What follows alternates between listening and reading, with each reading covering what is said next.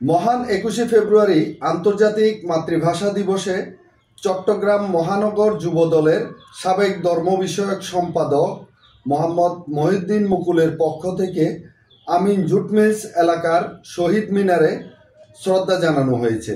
এ সময় 43 নং ওয়ার্ড যুবদলের যুগ্ম আহ্বায়ক উজ্জ্বল, যুবদল নেতা মোহাম্মদ মানিক, মোহাম্মদ রাজু, মোহাম্মদ শহীদ, শাকিল, ইউনুস, মোহাম্মদ আলম, মোহাম্মদ মোস্তফা, বেলাল, নূর মোহাম্মদ, মোকাদ্দেস, ইকবাল আলম সহ আরও অনেকে উপস্থিত ছিলেন। 52 সালের আন্তর্জাতিক মাতৃভাষা দিবস উপলক্ষে আমরা শপথ গ্রহণ করছি। আমরা বাংলাদেশ জাতীয়তাবাদী দল পরিবার আমরা পিছপা হব না যতক্ষণ পর্যন্ত বাংলাদেশে সুষ্ঠু নির্বাচন না হবে।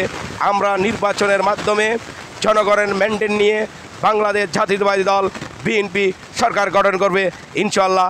ইকবাল হোসেন, প্রগতি 24 টিভি।